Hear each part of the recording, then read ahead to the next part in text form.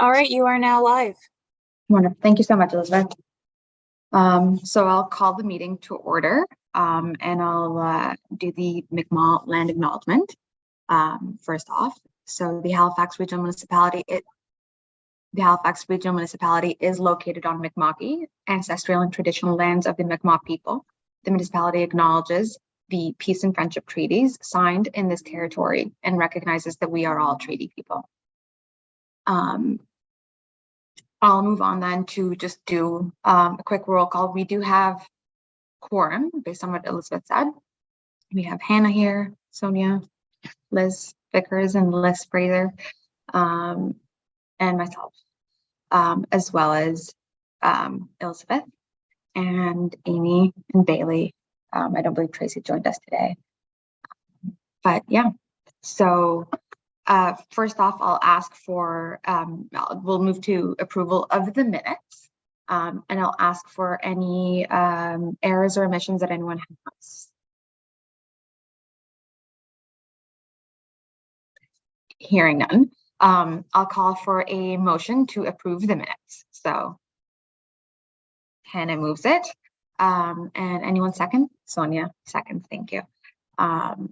So I'll call for the question that the minutes of March 2nd, 2023 be approved as circulated.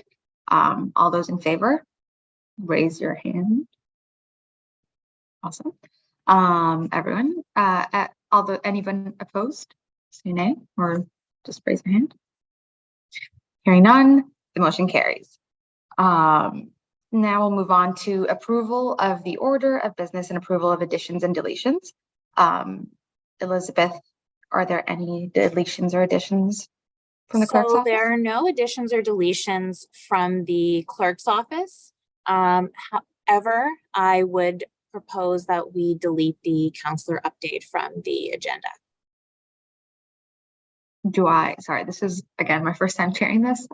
So what do I do now? Do I just say okay, or like, did I call for a motion for that, or? Yes, yeah, yes, you would call for a motion for that. Okay, awesome, thanks, Elizabeth.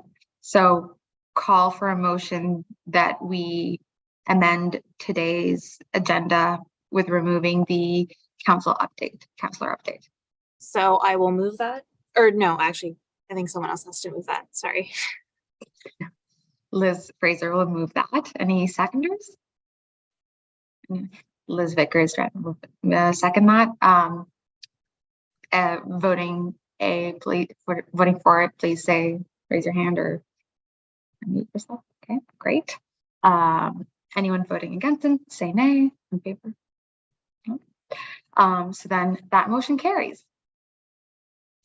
And the next thing that we don't have any business arising out of the minutes. Now I'm just going to call for a quick, if anybody has any type of conflict of interest for today's agenda as has been circulated, please feel free to sort of flag that right now. Seeing none, we'll move on to the next piece. We don't have any deferred business, so we'll move on from that. We will now move on to discussing the work plan.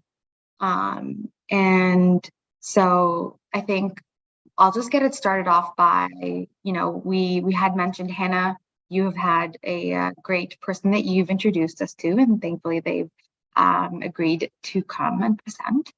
Could you just, maybe we can talk a little bit about it, because really what we want to do is we haven't really had any motions brought forward. Sorry. We haven't had any.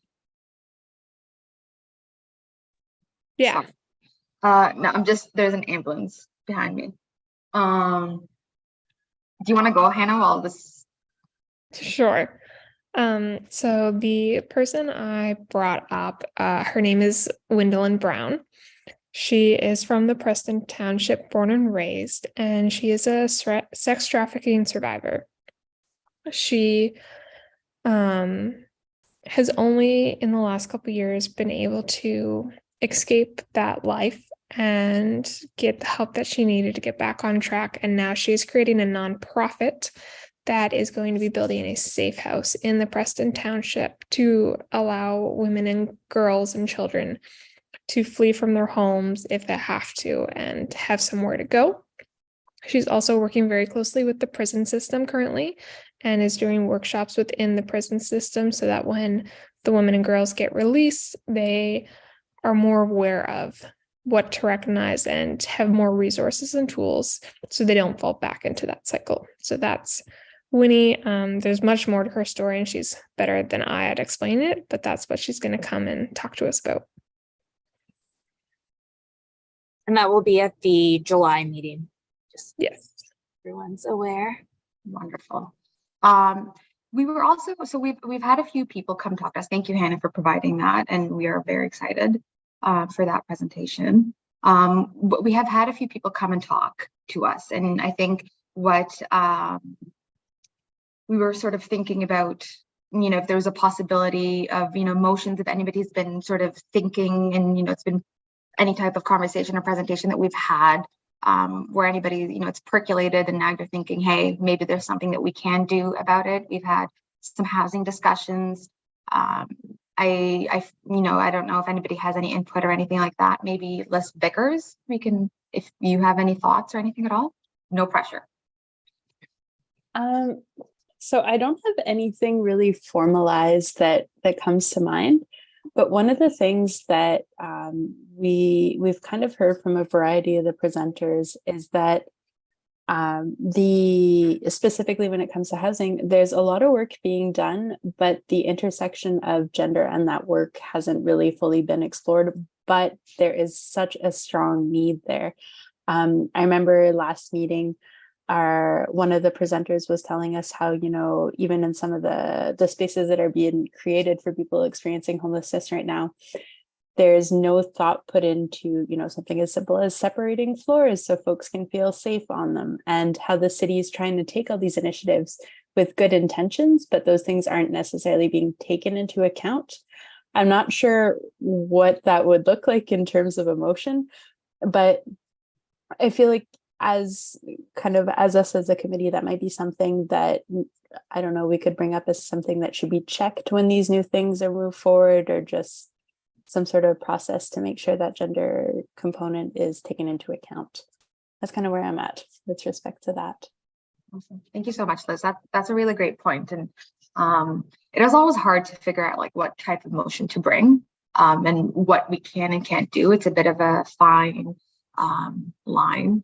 Yes, Amy, please go ahead. I'll just mention for your folks' consideration. So the motion that you brought forward a little while back around the intersectional gender lens being applied to the housing and homelessness work at the municipality.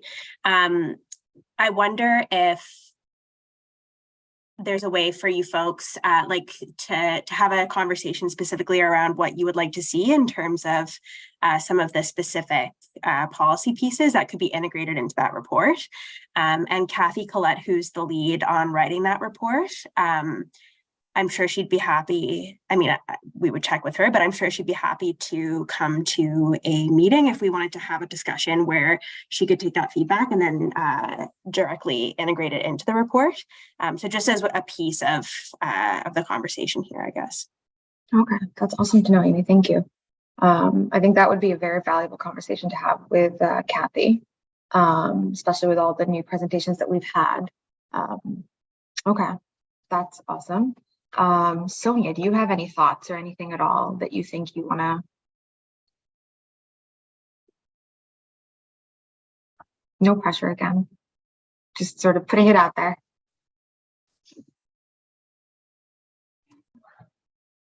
I'm sorry, my system fights against Zoom, if I may put it like that. So No worries, I have to move and then activate something. Well, actually, not at this time, but I appreciate the points that Liz raised, and I will see if I have any thoughts at a future time. Thank you, though, for asking.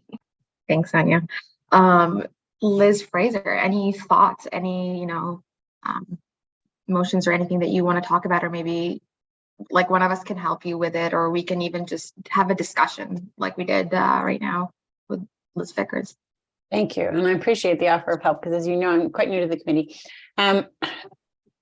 It seems to me that some of the presentations that we saw did have some quite specific asks. So I think we could consider whether we think that those are reasonable requests. And if they were, we could move that council, as I understand it, we could move that council consider that. Like Akuma, for example, had some very specific asks about like zoning and land use. So we could consider whether it would be within our scope to recommend that be considered by council. And then we had a presentation, I think, I can't remember if it was 2 meetings ago or 3 meetings ago, because I wasn't at the last one, about data needs.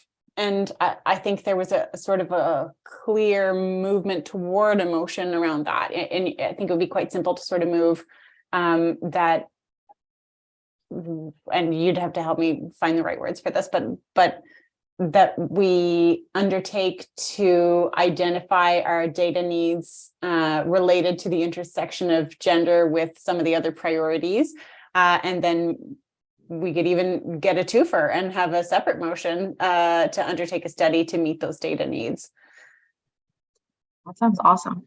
That is a wonderful idea. Because yeah, I wonder if that would fall within, I'm sure that this is something that would be fine-tuned, and Elizabeth and Amy both come into it and are incredibly helpful when you don't know what kind of wording to use and what can and can't be said. Yes, Amy, please go ahead. Also, Haneen, like, feel free to just tell me to stop talking too. I don't want to take up too much space, but just in terms of, so also the report that you folks called for around race and gender-based data, I wonder if that's a spot that you could kind of use as a bit of a springboard in terms of some of the specific things that you might be asking for in terms of the municipality increasing its capacity to both like collect and analyze data to better understand women and gender diverse folks' experiences. So just to kind of, again, put that forward as a resource for you folks, because there is a specific part in that report around some of the areas where we could do better as a municipality. Good to know. Thanks, Amy. Okay, so these are all great things for us to just sort of think about. And I know that nobody really has a thought that they want to move forward with right now, but Jane and I did talk about a thought that maybe would be good to move forward with, at least for right now, as we are still considering everything else. And we were thinking about just trying to see if everybody's interested in bringing a motion that would basically ask the executive committee to recommend that they get a staff report regarding the potential to inquire with the province to try to get the province to consider affordable housing and attracting developers in that way. As we've seen, and I'm sure as many of the presenters have identified, a lot of the housing issues and a lot of the housing sort of jurisdiction lies with the province, and the municipality can only do so much. And so we're thinking maybe that would be an approach to try to get just some report to motivate or just highlight the ways in which maybe the municipality can go to the province and have those discussions. What does everyone think? Please feel free to raise your hand, or I can go back and sort of do the little circle roll call. Liz Fraser, yes, please. I just have a clarification question.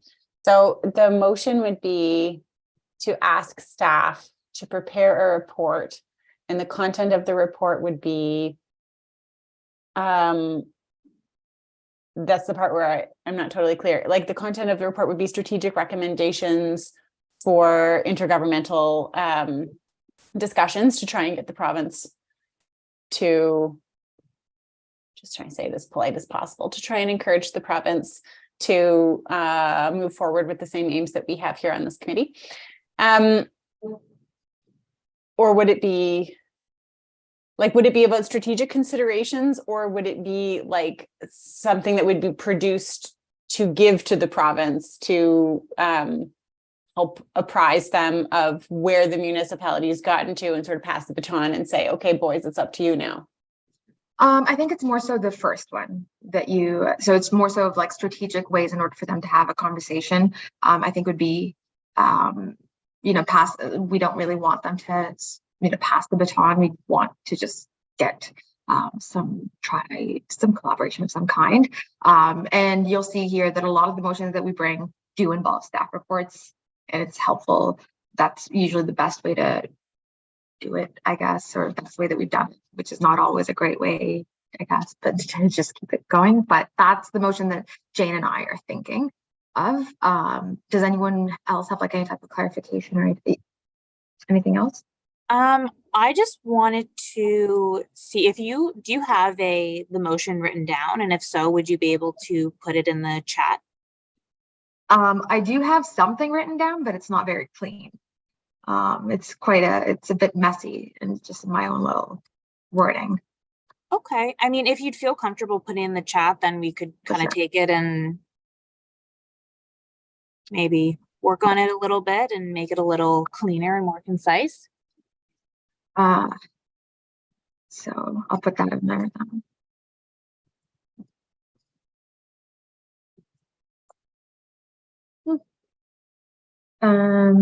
Does anyone else have any thoughts or anything that they might want to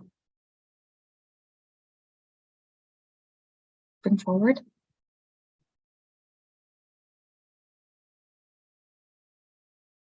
And Haneen, would you rather wait for Jane to be here to pass this motion, or are you planning on putting that motion on the floor this evening?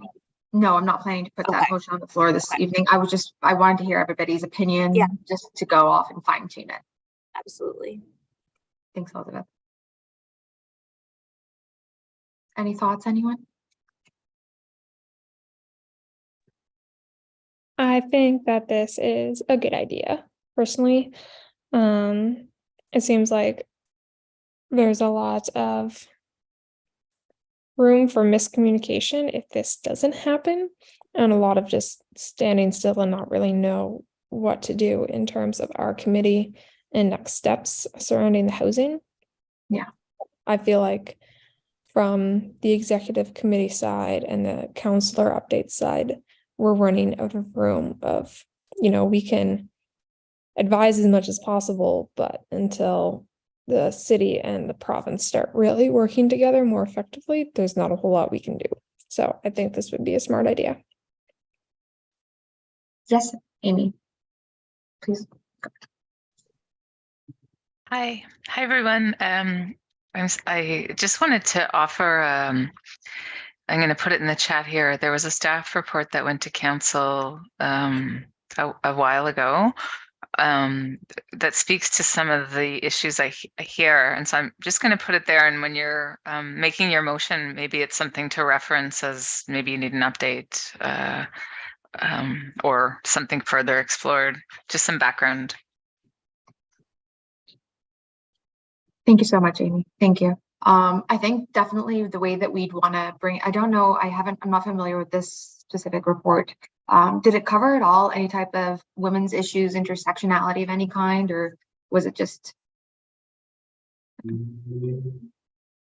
Sorry. That's a question for me, yes? Yes. Yeah. No, but it's about kind of working with the province better and in a new way. It's a very lengthy report. I can, and I don't remember the contents of it, but when you were speaking, I just pulled it up because it came to mind immediately. But, I know that it sounds like you've had a lot of presentations on this topic. It may be useful if you're thinking of crafting a motion to ask Scott Sheffield and Jill McClellan, who are the authors of this staff report, potentially to come and give an update on, I'm just scrolling through the many pages trying to find the recommendations here. Where the status of the recommendation. So, one of them is directly relevant is direct the CAO to enter into discussions with the Deputy Minister of Municipal Affairs and Housing, and it's regarding actions outlined in the ministerial mandate letter. So it's about what the province is agreeing to do for housing, or what their kind of mandate is for housing. Awesome. Thank you so much, Amy. Thanks. Bailey, please go ahead.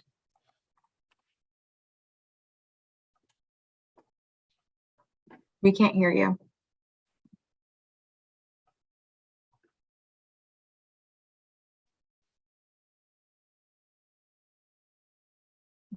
Maybe while you're figuring that out, we'll just go to Liz and then I'll come right back. I feel like I'm monopolizing the floor a little bit, so always feel free not to call on me. No, please. Please. So I'm just, thank you, Amy, for sharing that report, because that's really useful. And something I've noticed in this discussion is we've had a couple of things where we've been like, it'd be a good idea to do a motion about this. And then staff have very kindly been like, we have a report for that we did for you, which sort of brings me to I'm just thinking about if we wanted to craft a motion around this, just sort of building on what Amy's saying.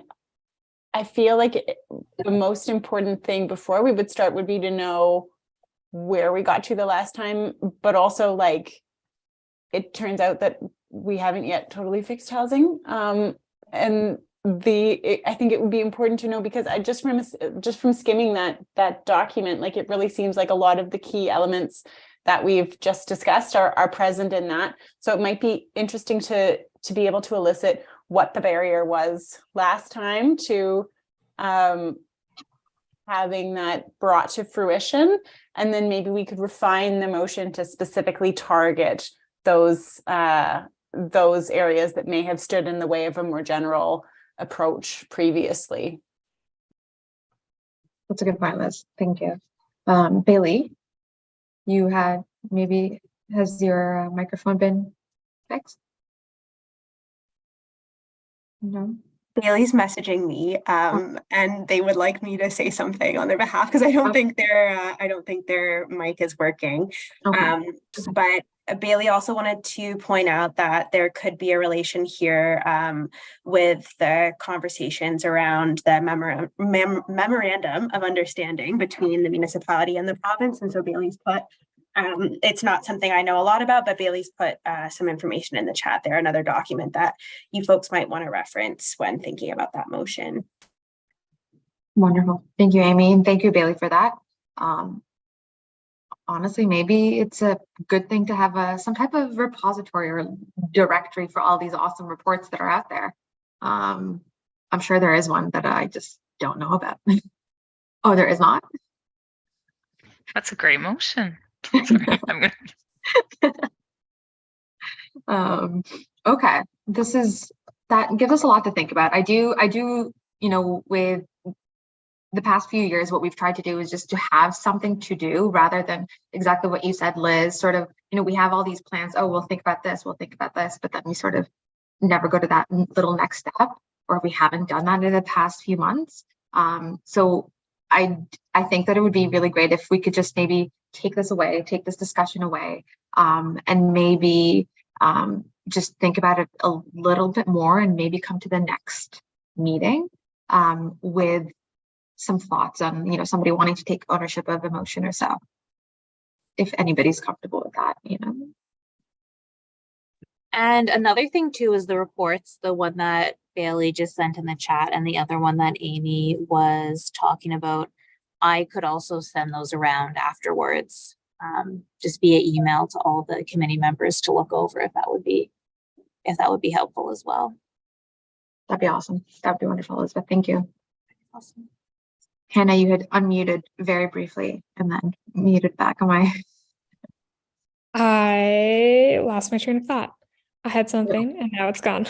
No worries. If it comes back, just raise your hand. Awesome. So I think we've exhausted this conversation, and we can maybe move on to the next point, which is a discussion about, sorry, I lost my little correspondence, petitions, and delegations. I don't believe we've had any. Right, Elizabeth?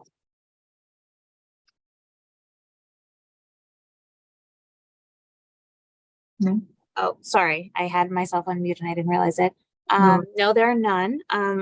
Liz Vickers, did you have a question?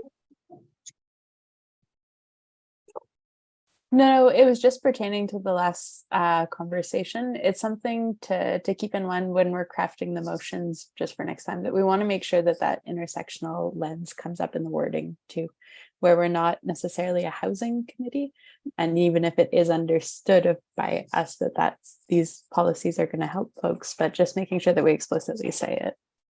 Thank Keep you in so mind much. in our crafting process.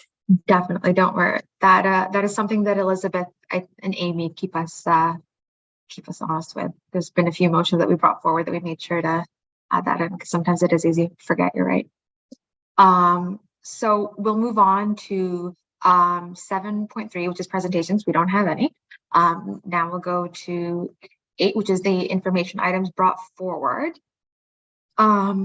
We have, first off, the Halifax Public Safety Strategy that Councillor Lovelace had brought up in the last meeting, but we won't spend much time talking about it here because our presentation today is actually about that.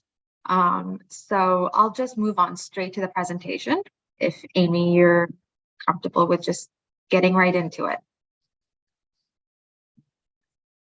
Happy to. Thanks, Henning. And thanks for the Women's Advisory Committee in general for inviting me to come and share this work. I apologize, the date is wrong. It's not February. It feels like February though, maybe that's why it's there. So I'm going to give you an overview of our new public safety strategy that Council unanimously approved on March 7th of this year. And they've also approved an associated budget ask, which is really great because it means that we have a bit of resources to be moving the work that I'm going to present to you forward. Before I get into it, I wanted to acknowledge the work of Amy Brierly she's with the Public Safety Office, and as well as the other folks on our team, Raven Glasgow and Caroline Hemstock. They, along with some folks from Government Relations and External Affairs and an external consulting firm, helped shape what you see in front of you today. Okay, oops. Oh, right. So next slide, please. And all right. So I know that some of you are newer to the committee and maybe didn't hear when I came and spoke last time about kind of what grounds the present work that we're doing. So I just wanted to put this slide in there. The Public Safety Office, which is where we sit, it emerged out of recommendations that came from a roundtable on violence that was published in 2008, and it was led by a researcher at Dalhousie University named Dr. Don Claremont. And his work really asked the municipality, it was very heavily grounded in consultations with community. And it really asked the municipality to think differently about how we address safety issues, expanding the toolbox really of the things that we do and use to make our communities safer. And in order for that to kind of for the seeds of that to be set, Claremont recommended that they create a position called a public safety advisor. And that position would really be charged with educating, building capacity within community, but also within HRM and the broader stakeholders around how can we do things differently. And so that was kind of started it. 2014, fast forward to then, we had a new mayor at the time. He invited Dr. Claremont to come and do a roundtable review and see, where we've come since this report went to council back in 2008. And what we found, there's some things had changed, but others hadn't. And the original idea of the Public Safety Office as sitting in a strategic position to oversee and influence the work across the organization was actually sitting in the police station. Like it was with police, and that's not what Claremont envisioned. So the new mayor and council, that was one of the things that they did, was they moved the the position out of the police and into the office of the CAO. And that really, I think, allowed for the work to take on a different approach. And 4 years later, we had the very first municipal-wide public safety strategy. And it was a very ambitious, I would say, aspirational strategy. It had 76 actions and no budget and one person. But it was a great tool because I could go to community, I could go to committees like this one and say, look, council's approved this document. It says we need to be working upstream. It says we need to think about the different ways that violence shows up in our communities. We need to think about equity and how do we kind of re-envision the work that we do so that we are thinking about the disproportionate impact that violence has on women, children, racialized folks, gender diverse folks. And so it allowed for that conversation to start and for us to start building things up. And I think I'll turn to that slide next. So, now we have an actual office. It's not just me. Sorry, thank you. New slide. And so we've grown from an office of one with an operating budget of $2,000 to we have now 2 community-based programs. The program that Amy leads, Safe Cities, another program called Community Mobilization Teams. And we advise on a range of public safety issues, both internally and externally. We recently received a pot of money from Public Safety Canada that's going to allow us to look and work more closely with violence related to young people, particularly gun-related violence, and kind of lift up more community-based initiatives. You'll see that in the strategy. All right, so next slide, please. I often get asked, do we have a mandate to do this work? And your conversations around housing are very interesting to me, right? Because we have to always be, when we're talking about doing things differently, we also have to make sure that we have the mandate to do that work. And so I like to ground it in that when I have these conversations. And our charter tells us that, yeah, we do have the mandate for developing and maintaining safe and viable communities. And there's 3 ways we do that. One is through upstream interventions. So that's really about, the protective factors that we have, helping make them stronger. So we do that through things like recreational programming, through the work in the libraries, through the ways that we create public spaces that make them safer and more inclusive for folks. We also have a mandate to do midstream intervention. So that's really around risk factors that may make harms more likely. And so I would say things like, the affordable access program that we have, also about, kind of the infrastructure that we have and making sure that it's safe. And programs like the Youth Advocate Program, which is a crime prevention program that works with youth who may have already come in contact with or are close to becoming in contact with the criminal justice system. And it's a wraparound program that really tries to support youth to make better decisions, gives them some extra resources to help them with that. And the third way is, of course, downstream, and that's the traditional tools that we have in the municipality around policing and emergency management and fire. So after something happens, a response goes out to that incident. And we knew, and council directed us when we looked at the new strategy, that we really lack a broad spectrum of downstream response options, especially given what we see as the increasingly complex safety and well-being concerns that are arising from barriers to access, systems that are supports and systems that are outside of the municipal mandate. So barriers to accessing mental health treatment, for instance, income support, adequate income support, supportive housing, et cetera. Like those issues, they're systemic barriers to accessing that, which sometimes can create safety and well-being concerns that the municipality's only tools really to address those issues are limited to a few. Okay, so next slide, please.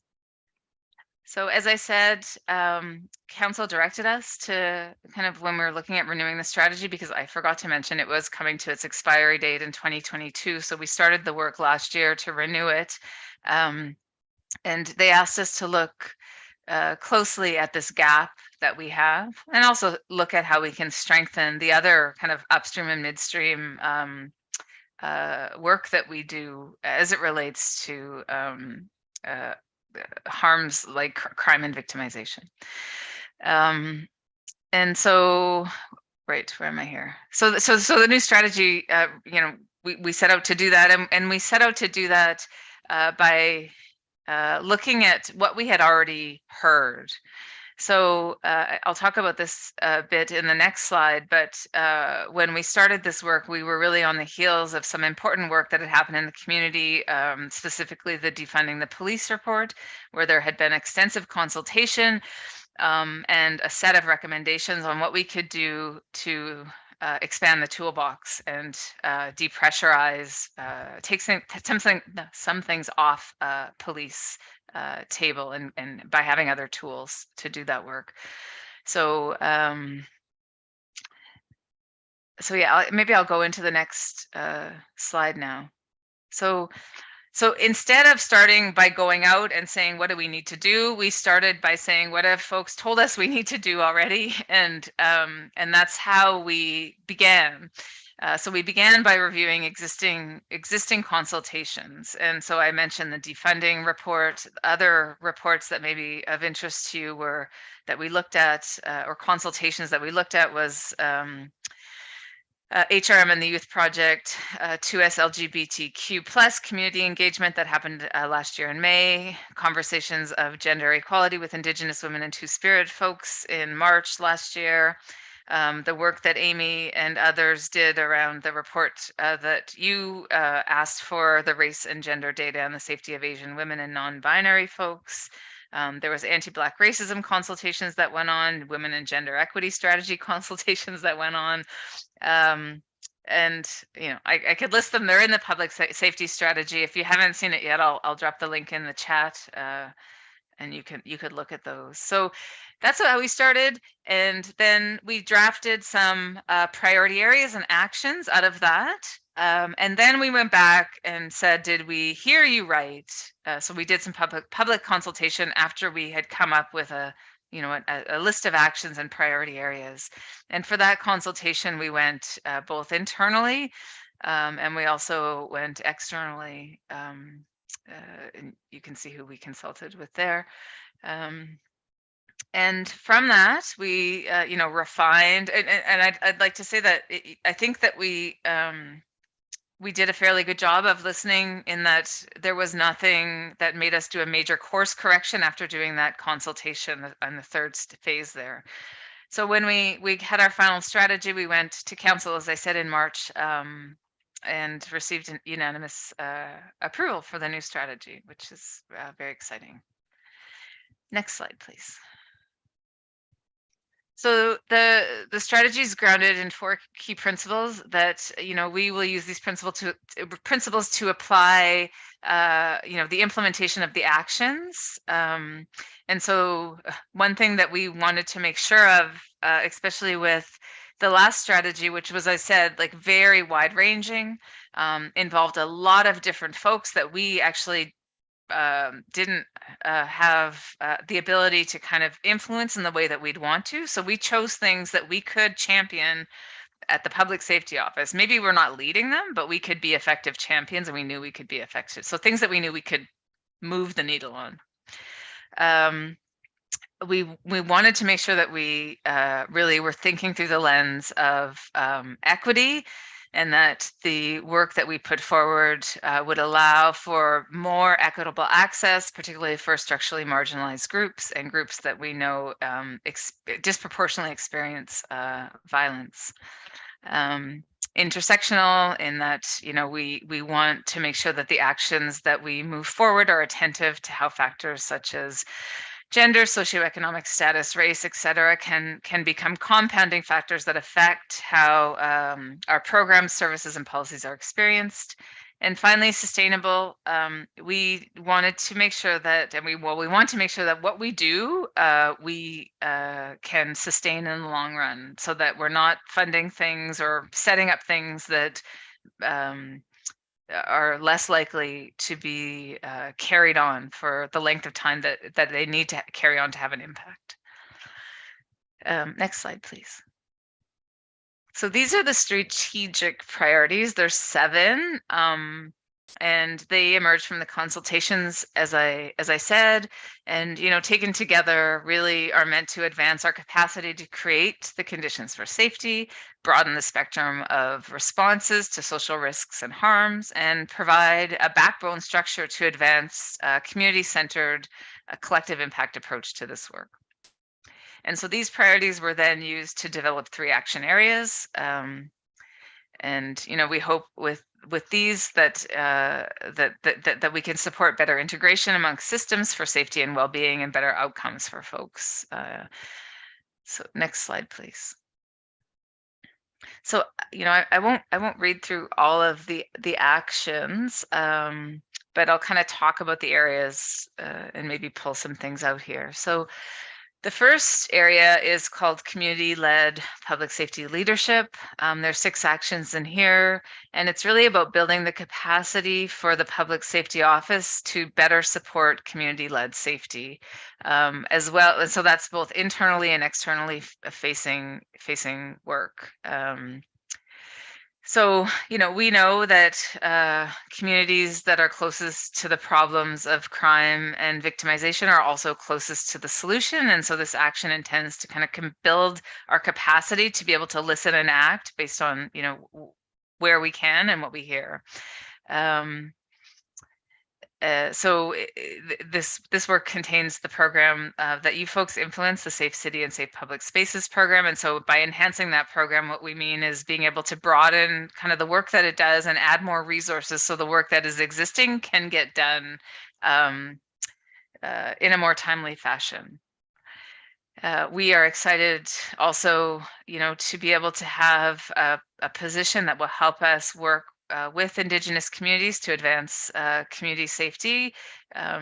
We know that there are several municipal related actions in both the missing Indigenous women missing and murdered report that came out. I can't remember the date, but it's been a couple of years now. There's also justice related actions in the Truth and Reconciliation Commission that a resource will help us better identify how we can move actions forward, recommendations forward in those reports.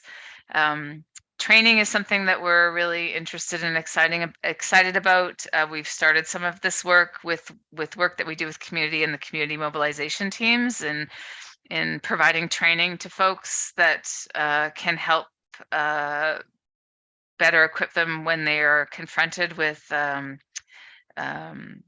a violent incident. So we do things like mental health first aid training with residents, nonviolent crisis intervention training, and we hope to expand the ways that we can build capacity up through training with the strategy. Next slide, please. Thank you. So this action area is really about that broader spectrum of response that Council had directed us to have one area focus on in the strategy. And this is really about addressing the gaps in the municipality's mandate to create safer and more viable communities in the response model. So one of the things that we heard both in the defunding report, but also in other consultations, was the need for a civilian mental health crisis response service. And so that's one of the action areas in here that we will be leading the development of, obviously in partnership with community and other stakeholders. We don't know exactly what it's going to look like yet, but we have direction from Council now to figure that out with community. A sobering center is something that's been in the works for a while, and so that's hopefully going to come online this year. And that's an alternative to the prisoner care facility for folks experiencing public intoxication that may pose a risk to themselves or others. So giving an alternative there for diversion. A mobile street outreach team is something that we can, as a municipality, again, use as a diversion tool. I think we've come a long way as a municipality in how we respond to people's needs who are experiencing homelessness in our public spaces, but we still have a ways to go, and this tool could help us. The service could help us with that. It also could help folks who may be in need of transportation, say to a medical appointment or something like that, be able to meet those basic needs. The Trauma from Youth Violence Action is related to the work that we are starting to undertake through funding we received from Public Safety Canada. But it's really about understanding how addressing trauma that comes from violence can actually be a very effective prevention tool. If you help people heal from the experiences that they've had, it puts them in a better place and builds resilience for their future. So this slide is just meant to show you what a broader spectrum of response could look like if it was integrated into our existing emergency response system. So the icons in black are services that we already have. The icons in red and ones showing up as kind of a pinky there, the mobile outreach transportation team, would be new services. And so the slide is meant to kind of give you an idea of how we intend to embed these net new services within the existing emergency response system, with the intention of being able to remove a police response when appropriate from our response by broadening the spectrum. So there's more options out there. Next slide, thank you. So the last action area is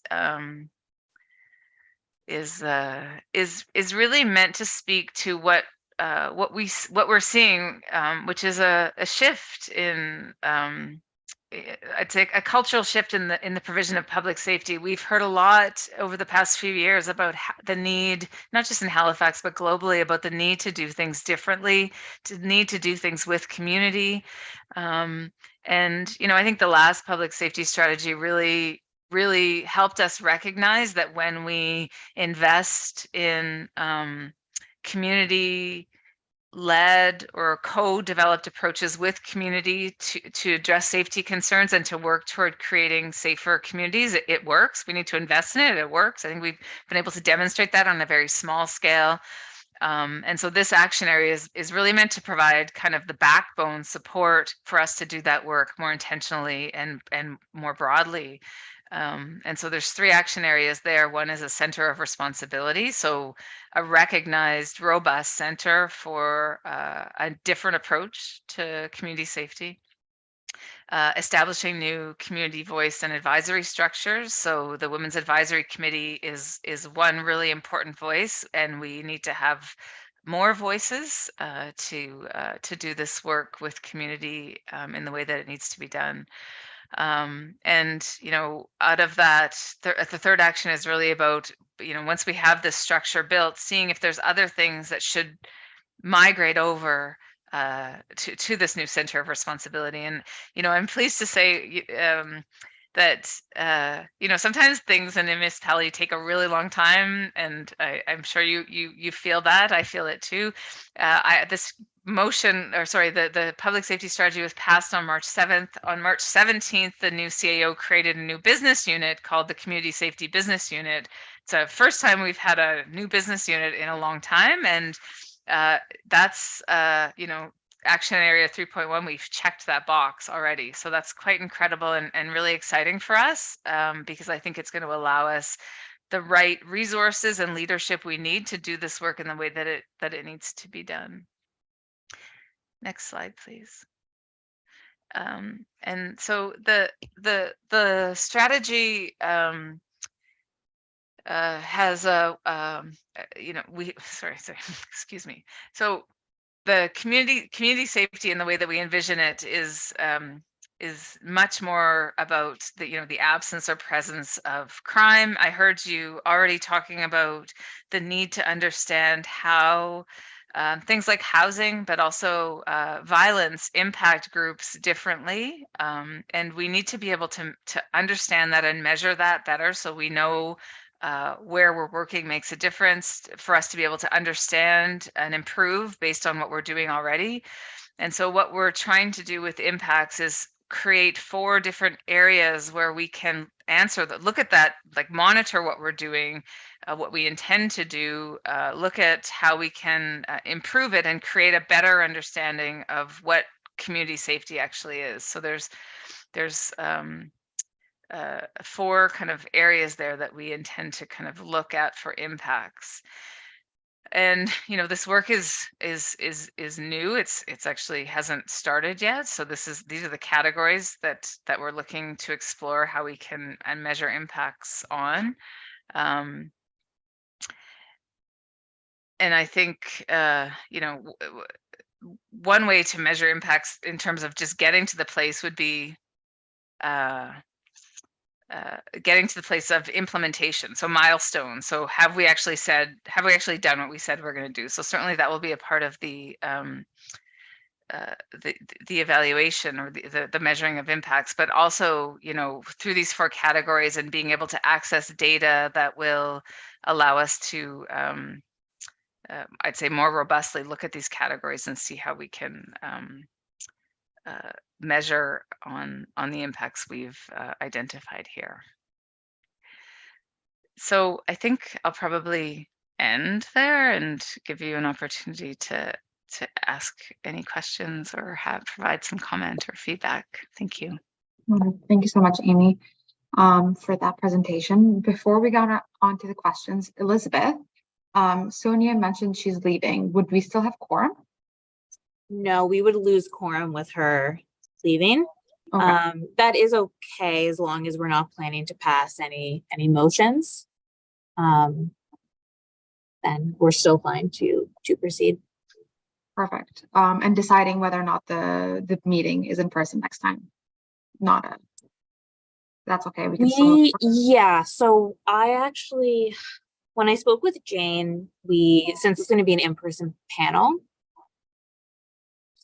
we thought it'd be best to be in person, but we can send something out about that later on moving forward. Fantastic. Thank you, Elizabeth. Thanks, Sonia, for letting us know. So we'll just move right back into the questions about Amy's presentation. Hannah, do you have any questions or anything that you'd like to comment on? No, that was an awesome presentation. Thank you very much for coming, Amy. We appreciate it. Liz Vickers-Drennan. Amy, thank you. That is a wild amount of work that's been done on this, and it's easy to tell that it was done as well with a lot of care, a lot of conscientiousness as well. And I think that really comes through in both the presentation that you made today and in kind of the plan itself when one's going through and reading it. I had a very specific question. When it comes to the sobering center that's being proposed and kind of this idea that's maybe one of the bits that's moving forward, is this a place where the question of maybe having some kind of some separate spaces for folks, not gendered spaces, I don't want to say divided like that, but where those considerations have been taken into account? I don't know how far along the project is either. It's more curiosity. Mm-hmm. That's a great question. Thank you. And thank you very much. I really appreciate your comments and feedback. So the Sobering Center is not at a place of so I'll tell you where we're at. Basically, where we are right now is developing a request for information that we would take out to community and to assess whether actually we can find a service provider to run the Sobering Center, because we wouldn't run it. This should be community-led service. I mean, we have an idea that there's some folks out there through the consultations who would be interested, but that's the stage we're at right now. In terms of the question, I think it's a really important one, and that decision would be made in consultation with the service. Like, it really would be up to the service provider. When I was in Calgary recently, a few months ago for a conference, I visited Alpha House, which has the equivalent of a sobering center. And I was curious because they had had all of their beds just on the floor. The beds have to be on the floor for safety, but there was no kind of separate area for folks who may need a separate area, whether it's based on gender or something else. And they said that they don't do that because it would require additional staff and additional infrastructure that they actually don't have. And I said, okay, do you have any problems with that? And they were like, no, actually it works out really well and people really like it that way. So I was kind of surprised at that, but yeah, so I think it's really going to depend on the local context, what the service provider says, and it's a pilot, so trying to figure out what works best for this community. It's really interesting to hear kind of the progress that's been made on it, and it gives a lot of hope for kind of advancement in that more kind of person-centered care within the municipality. Thank you, Amy.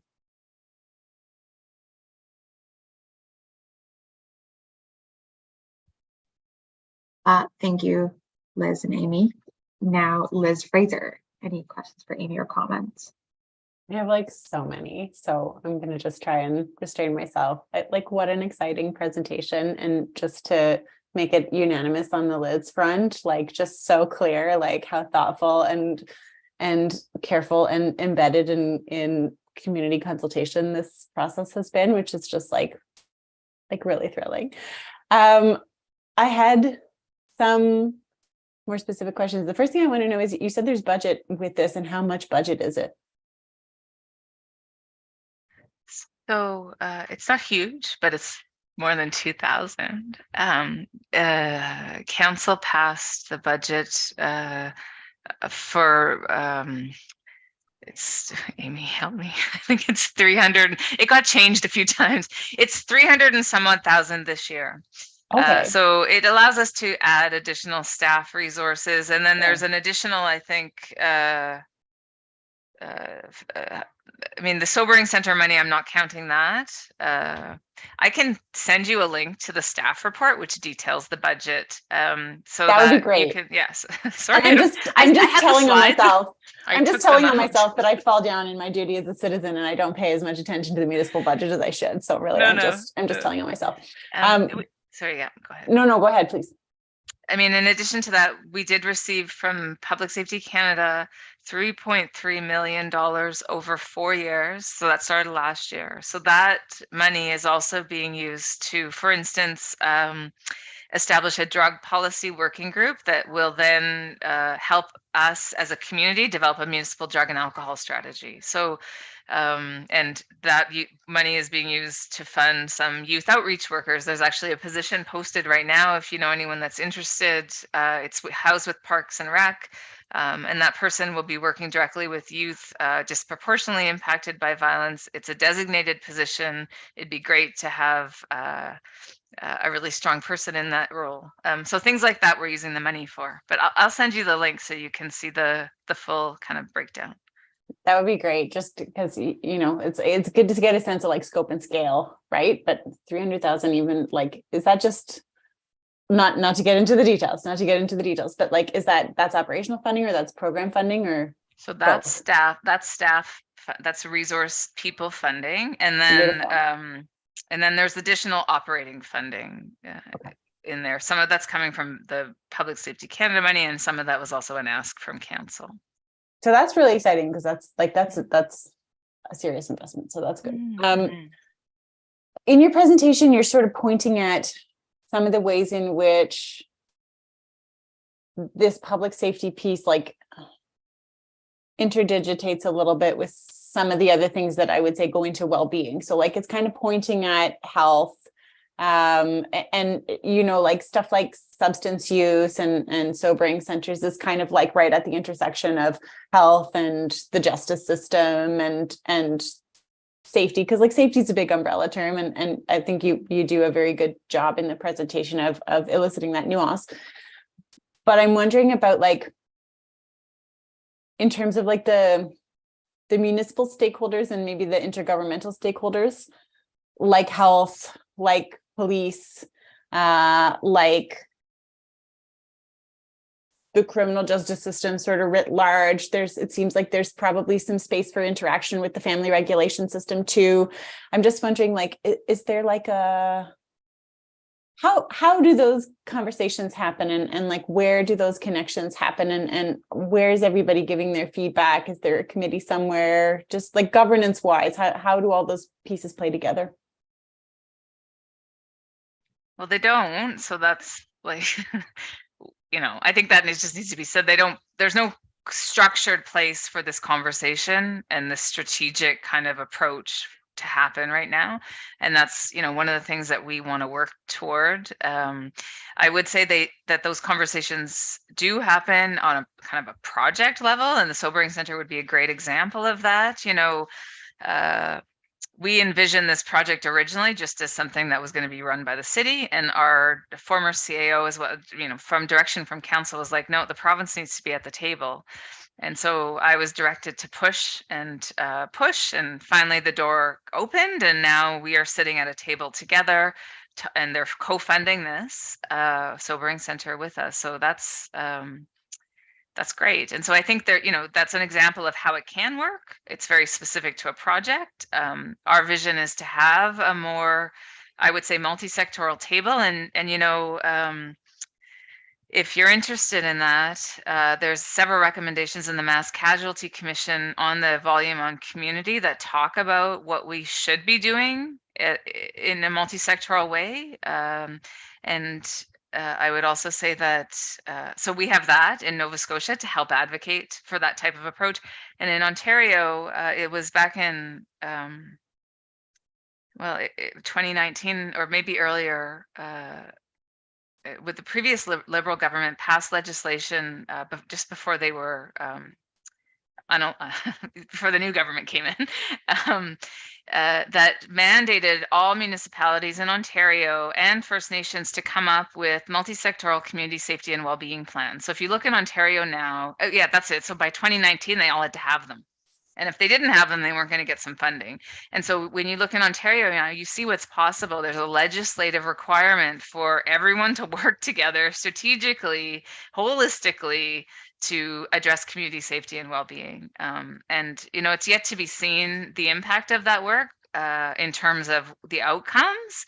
But people are working together in a way that they haven't worked together before in Ontario, and it's inspiring communities elsewhere, I think, to try that approach. So I'm hopeful here in Nova Scotia, we're going to get there. That's awesome. That's all. It's all just very exciting. It's all just very exciting stuff. Although every time I ask a question, you're like, or everybody's just like, oh, well, there's some great stuff for you to read about this. So now my reading list is getting longer and longer. I'm getting worried that my garden's going to get neglected this weekend, but a small price to pay. Thank you very much. Thank you, Liz, for that. Amy, I have maybe a two-pronged question, but the first question is, based on your, the time that you've spent with us and all the work that you've all put in, is there some work that needs to be done on a municipal level specifically for women and gender diverse peoples?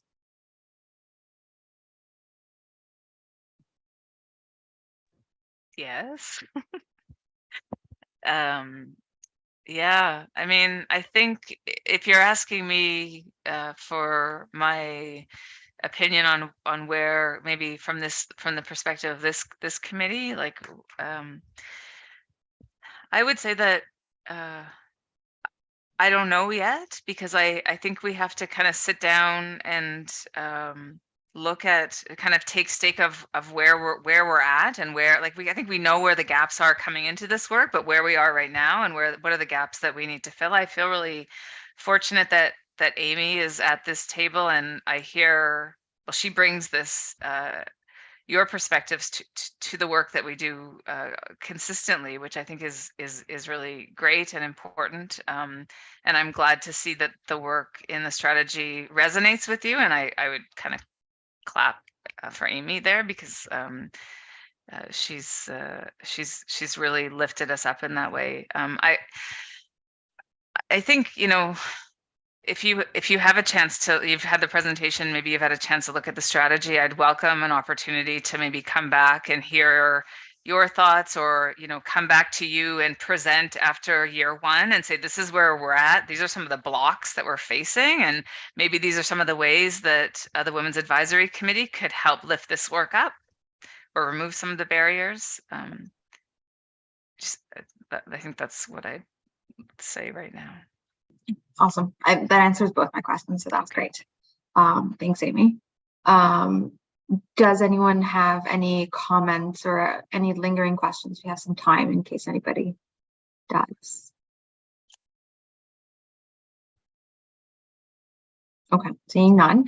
Thank you very much for that, Amy. That was really informative. And I do think that there's a directory would be wonderful to just know what's out there in terms of programs, in terms of reports. But thank you for that. So I'll just move on from this discussion then to staff updates. If there are any staff updates. No further updates from me, Honey. Awesome. Great, thank you so much. Elizabeth, you unmuted? Yeah, no, I was just gonna say there aren't any staff updates for this meeting. Wonderful. Okay, awesome. Thank you. Then this is the time where Councillor Lovelace would give us an update, but I believe she's in Winnipeg at a homelessness convention. So hopefully we'll hear more about that next time.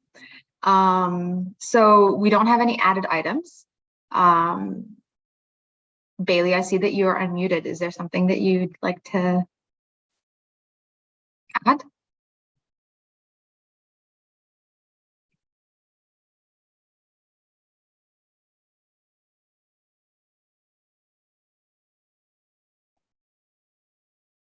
I think potentially Bailey, let me just see here. Bailey said that their meeting crashed when, oh, are you there, Bailey?